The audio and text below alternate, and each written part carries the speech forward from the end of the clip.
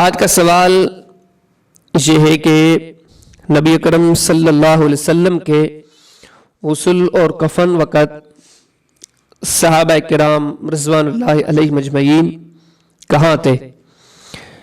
سائل کے پوچھنے کا مقصد یہ ہے کہ ان اوقات میں یا ان مواقع میں اللہ کے حبیب علیہ السلام کے صحابہ کہاں تھے؟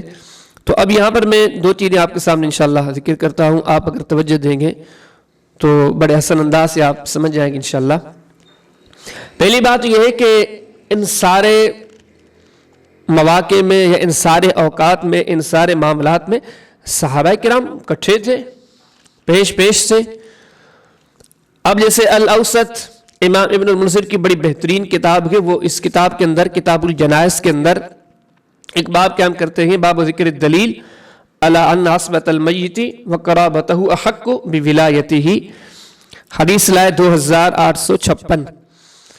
حدیث کیا لائے کہ اللہ کے حبیب علیہ السلام کے جو غسل کا معاملہ تھا، کیونکہ یہ ایک پہلے تو کبھی ایسا واقعہ نہیں ہوا تھا، کیونکہ پہلے امتیوں کے معاملے میں غسل کا معاملہ درپیش تھا.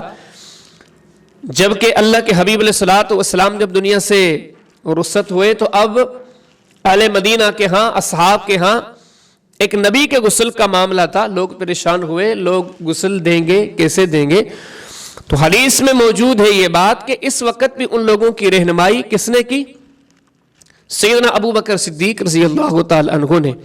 انہوں نے فرمایا غسل دیا جائے گا، اور آپ نے یہ بھی حکم فرمایا کہ غسل کون دے گا؟ آپ فرماتے ہیں کہ بنو ابی ہے، جو اللہ کے حبیب علیہ السلام کے اسبا رشتہ دار ہیں، یعنی کہ جو والد کی طرف سے رشتہ دار بنتے ہیں وہ غسل دیں گے.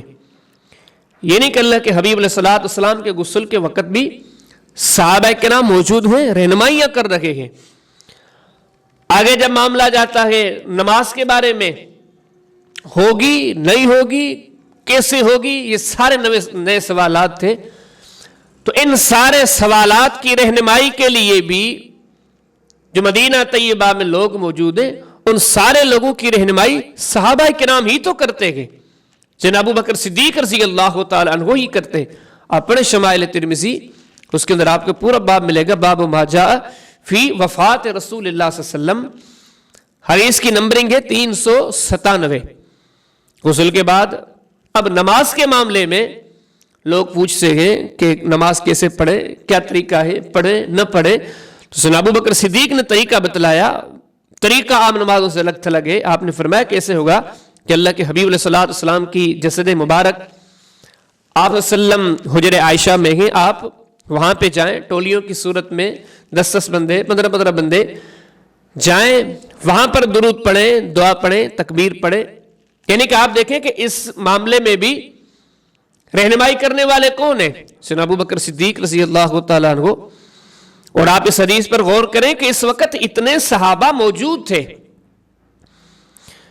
کہ کہا جا رہا ہے کہ آپ اما عائشہ کے حجرے میں داخل ہوتے جائیں، درود پڑھتے جائیں، تکبیرات کہتے جائیں، نماز پڑھتے جائیں، امام کوئی نہیں ہے، آپ جائیں یہ عمل کرتے ہوئے. اب ظاہری بات ہے کہ لوگ تھے تبھی تو آ رہے تھے، لوگ آ رہے ہیں، جا رہے ہیں، یہ سارے صحابہ موجود تھے تبھی تو آ رہے ہیں، تبھی تو پوچھا جا رہا ہے. اور ساری جگہوں پر رہنمائیاں کون کر رہے؟ سیدنا ابو بکر صدیق رضی اللہ تعالیٰ عنہ. پھر جب معاملہ آگے بڑھا، اللہ کے حبیب علیہ السلام کی قبر مبارک کہاں بنائی جائے، تو صحابہ کرام موجود ہیں. رہنمائی وہاں پر بھی سیدنا ابو بکر صدیق رضی اللہ تعالی عنہ ہی کرتے ہیں. سنن ابن ماجہ کے اندر ابواب اقامت الصلاۃ والسنۃ فیہا، اس میں باب ما جاء فی صلاۃ رسول اللہ صلی اللہ علیہ وسلم. حدیث کی جو نمبرنگ ہے 1234. تدفین کے معاملے میں لوگ پریشان ہوئے کہ اللہ کے حبیب علیہ السلام کی قبر مبارک کہاں بنائیں، تو یہاں پر بھی رہنمائی صحابہ کرتے ہیں، یہاں پر بھی رہنمائی سیدنا ابو بکر صدیق کرتے ہیں. لوگوں نے پوچھا بھی ایسے، یا صاحب النبی صلی اللہ علیہ وسلم، جناب ابو بکر صدیق سے پوچھتے ہیں کہ آپ بتائیں این یدفن، اللہ کے حبیب علیہ السلام کی قبر مبارک کہاں بنائی جائے گی؟ وہی رہنمائی کرتے ہیں. آپ فرماتے ہیں وہیں پر جہاں پہ اللہ کے حبیب علیہ السلام کا دم پرواز ہوا تھا. تو ان ساری چیزوں پر غور کریں، ان سارے معاملات میں صحابہ کرام ساتھ ہیں، اکٹھے ہیں، پیش ہیں. رہنمائی کرتے ہیں، یہ رہنمائیاں کرنے والے بھی اصحاب ہیں، یہ ٹولوں کی صورت میں، ہجوم کی صورت میں آنے والے، حجرِ عائشہ میں داخل ہونے والے، درود پڑھنے والے، دعائیں پڑھنے والے، نماز پڑھنے والے، یہ سارے صحابہ ہیں، یہ سارے صحابہ اس وقت موجود ہیں۔ کون کہتا ہے کہ صحابہ کرام نہیں تھے؟ یہ بے سمجھی ہے، یہ ناواقفیت ہے۔ ان ساری چیزوں پہ غور کریں، صحابہ کرام تو پیش پیش ہے۔ اچھا، دوسری چیز کہ یہ غلطی کہاں سے لگی کہ اگر بعض ذہنوں میں یہ چیز بیٹھ گئی کہ صحابہ کرام نہیں ہے، جب ہم غسل کے معاملات دیکھتے ہیں تب بھی خاندان اہل بیت کے افراد نظر آتے ہیں۔ اگر اللہ کے حبیب علیہ السلام کو قبر مبارک میں اتارنے کا معاملہ کتب احادیث میں پڑھتے ہیں تو وہاں پر بھی خاندان اہل بیت کا تذکرہ ملتا ہے۔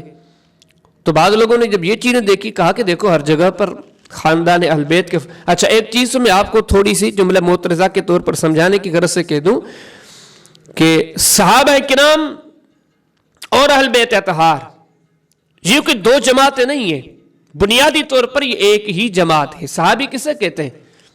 جس نے حالت ایمان میں اللہ کے حبیب علیہ السلام کے ساتھ وقت گزارا ہو، اگرچہ ایک لمحہ ہی ہو، تو آپ دیکھیں کہ سارے صحابہ بھی اللہ کے حبیب علیہ السلام کے صحابی ہیں، اور اس وقت کے خاندان اہل بیت اطہار رضوان اللہ علیہ مجمعین وہ بھی صحابہ کی فہرست میں شامل ہے۔ حقیقت میں تو یہ سارے صحابہ ہیں، لیکن میں معاملے کی طرف پھر لوٹتا ہوں سمجھانے کی طرف۔ تو اب یہ جو سوال ہوا پہ ہر جگہ پر اہل بیت کا تذکرہ ملتا ہے، لہذا لگتا ہے سے صحابہ کرام نہیں تھے۔ اب ان چیزوں کو دیکھ کے بعد بے سمجھ تھے، سمجھ نہیں بیٹھے، غلطی لگ گئی، انہوں نے یہ کہا کہ دیکھو بھائی ہر جگہ پر اہل بیت کا تذکرہ ہے، صحابہ کا تذکرہ ہے نہیں۔ ان کو بنیادی چیز کا پتہ نہیں تھا۔